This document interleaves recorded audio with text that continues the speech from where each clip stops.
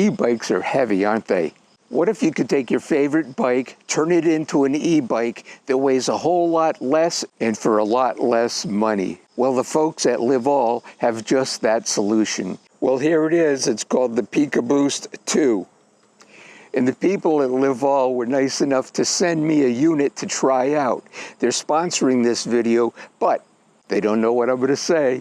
So let's go inside and install this on my Jamis gravel bike. So check this thing out. It's pretty incredible. It's got a friction drive wheel on the back, and you can put it on any bike, any size tire, and it will fit nicely in here. And up here is a stoplight.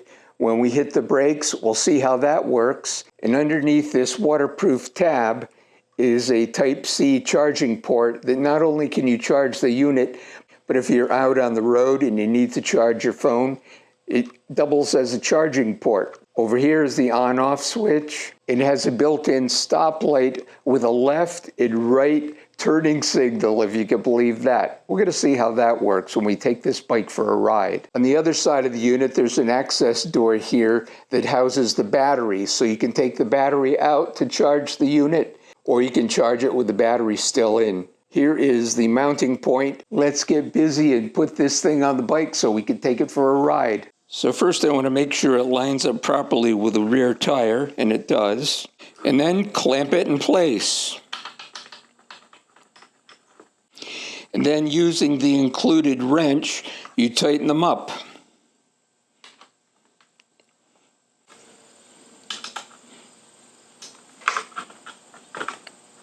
So they're just snug enough. You don't need to put a real heavy grip on there. You don't want to crush your aluminum seat post. Now the unit actually has to be secured.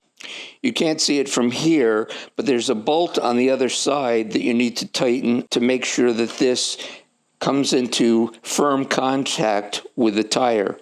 So I'm just going to put a little bit of pressure on here, not much, and then tighten it up.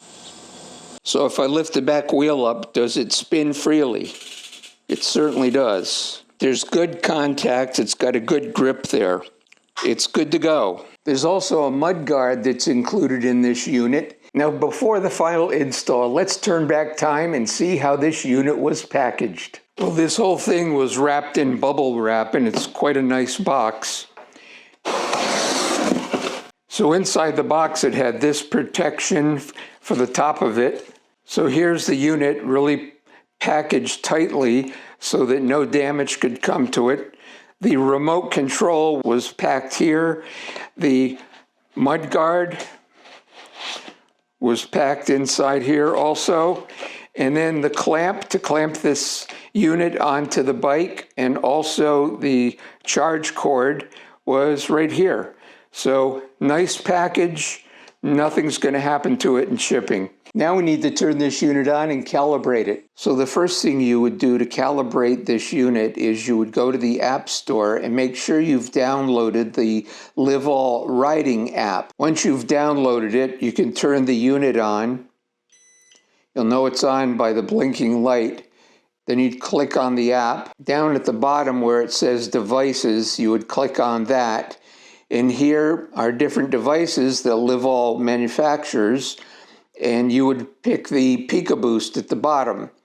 Once you're at the app, you would go up to the far right corner and click there. And from there, you would make sure you have the proper region, which in my case is United States of America. And if there's a firmware update available, you would click here.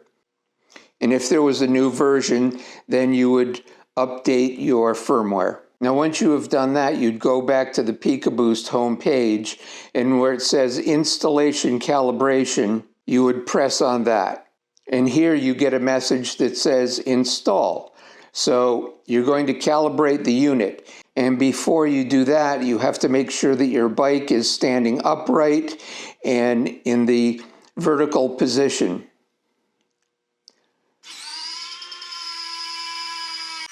It says installation in progress, please wait. And you could hear that there was a noise going on.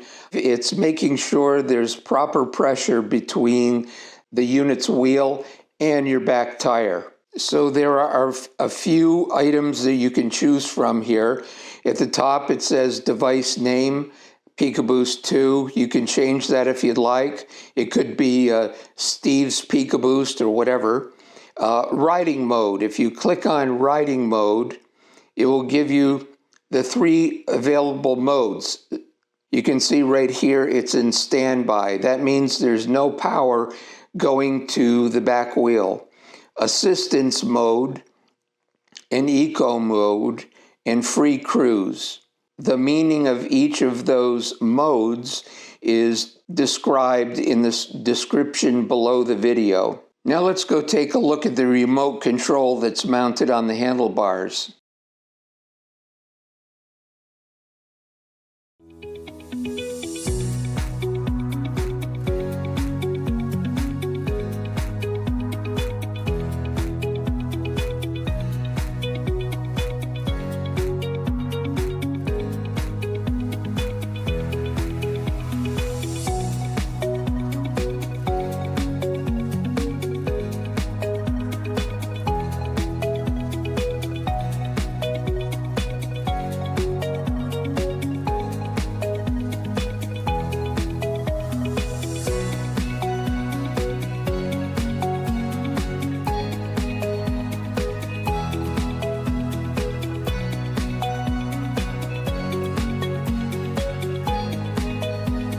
So I wanted to include that video that you just saw on the installation of the remote. Livall did a very good job on that. I know it wasn't on my bike, but I believe the video was very easy to understand. So now I'm out riding the bike, and I just came up a 2% grade. And true to its name as PikaBoost, it gave me a boost. So if you just want a little boost to get up the hill, this boost is awesome. And on flat ground, it's amazing. As I said previously, there are a couple of different modes that you can ride it in. And let me explain those. So as you can see, there's standby mode where there's no power to the motor. And then assistance mode gives you the ability to pedal and regulate your speed. Then there's eco mode. It doesn't give you as much boost. The free cruise mode down at the bottom is pretty awesome. It allows you to come up to speed, and it will maintain that speed until you hit the brake. As we mentioned before, by pulling on your brake, it disengages the motor completely for your safety. Now here is the remote, and for my convenience, when I mounted it, I put it on my accessory bar, and I can get easy access to it. If you want to put on the blinker light, you would hit this button to go right, you'd hit this button to go left, and that works out well. So in free cruise mode, you either hit the up button if you want to go faster, or the down button if you want to slow down, and that comes in very handy.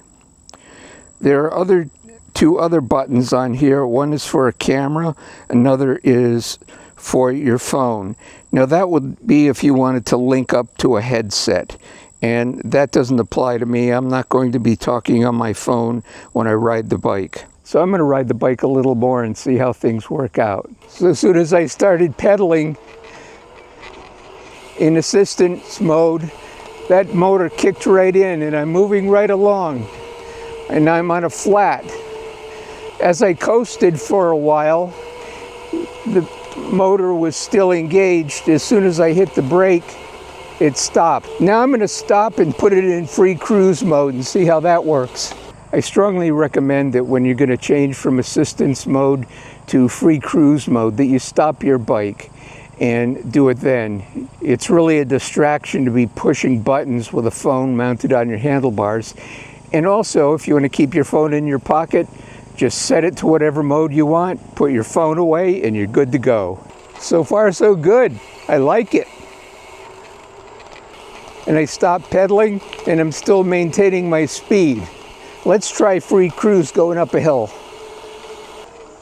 Now this is only a 2% hill, and I can tell in free cruise it kicked in.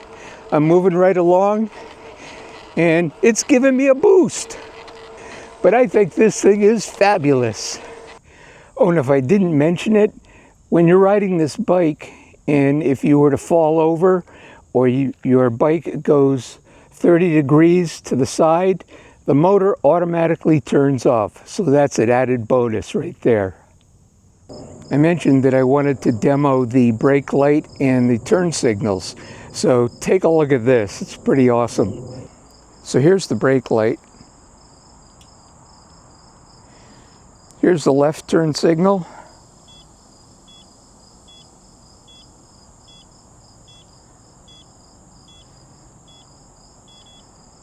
Here's the right turn signal. And those signals stay on for a good 15-20 seconds. Oh, it just went off, so that's good. What do you think of that for a safety feature? I love it. If you've stuck around this long and you're really interested in purchasing one of these units, the next portion of this video is going to really do a deep dive into all of the specifications. Some I haven't even mentioned yet. So now we're going to go into a deep dive on the specifications and features of the PikaBoost 2. I'd just like to say that the Livall company reached out to me even before this unit went to market and asked if I would test it out, give my impressions, and make a video. During this process, I've had conference calls with their engineering team so I could get a better understanding of the unit while it was still in development. So they've come out with a unit that's unparalleled in the industry, and we're going to talk about those features right now. The first thing I'd like to say is the PikaBoost 2 installs really simply on your bike. As long as you have an aluminum seat post and you have their specialized Allen wrench, it's a snap to put on any bike. Let me talk about this wrench a little bit. This isn't your average run-of-the-mill Allen wrench. It's paired with high security anti-theft screws on the seat post, so it's hard to get the unit off. Not just on the seat post clamp, but where the PikaBoost 2 connects to that clamp on your seat post.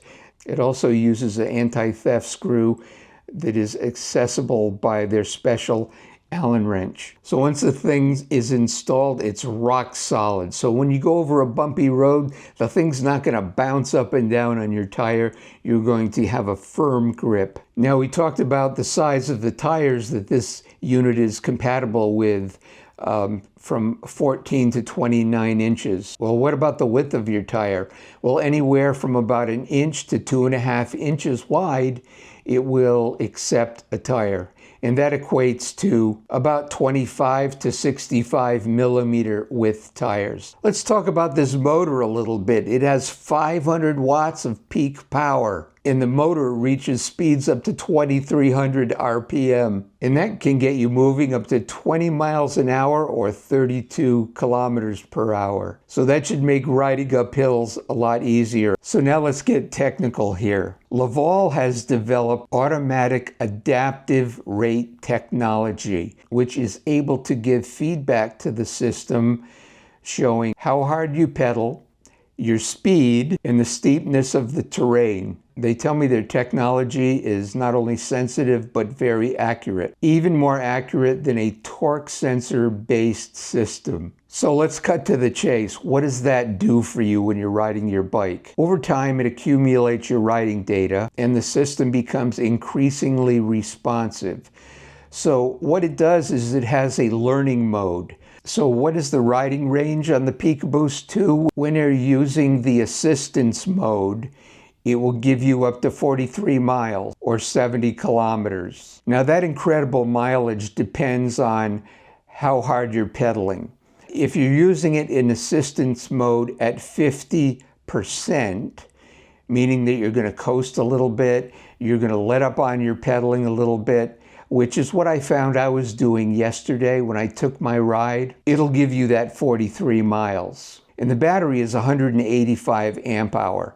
So that's pretty robust for this type of an e-bike battery. And they're coming out with a 220 watt hour replacement battery that's optional, that's reported to give you up to 59 miles of riding which is 96 kilometers. So now let's talk about the 4 different riding modes. So if you remember when I was out riding the bike and I showed you on my iPhone screen, now those 3 modes that I showed you are available now, but when this bike goes on the market, it's going to have 4 modes. So the first one is workout mode, and what that does is it just gives you resistance. So if you're out riding, let's say you live in Florida and everything is flat and you're on a bike path and you want a little more resistance to get a workout. You know, I'm only out here for 20 minutes, right? So get your 20-minute workout, put this thing in workout mode, and you'll have just a little resistance as you pedal. So it'll give that workout to your muscles that you're looking for.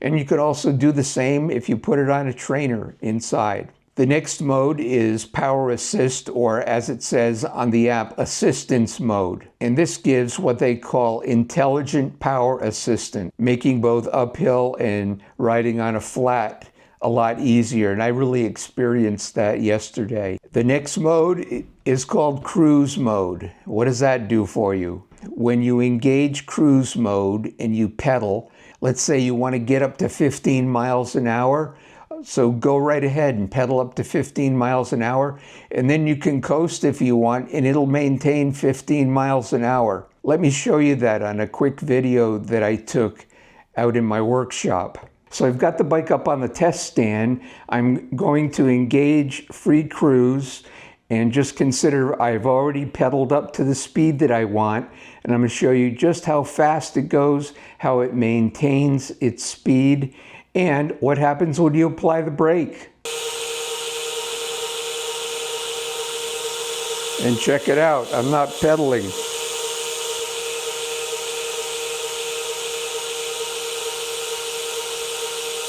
Now what happens when I apply the brake? And just like that, the wheel stops. So if you're going pretty fast and you want to stop, you apply the brake, it cuts the power, and you can stop just as soon as possible. That's pretty impressive, don't you think? That you can maintain your speed without even pedaling. You saw the pedals weren't moving and the thing was going like crazy. And then when I hit the brakes, it immediately stopped. So there's your safety feature. And finally, the eco mode. So in the eco mode, it primarily gives you power when you're going uphill, and therefore it's going to conserve your battery a little more. Now let's talk about something that really impressed the heck out of me. It's called the regenerative braking system. So picture you're riding along up a hill, you get to the top, and then you have a long descent, and you have to hit the brake first to kick in the regenerative mode. And then if you go down that hill about 15 miles an hour, it's actually going to put 100 watts back into your battery, thereby recharging it as you move along. So here's another quick video showing that concept.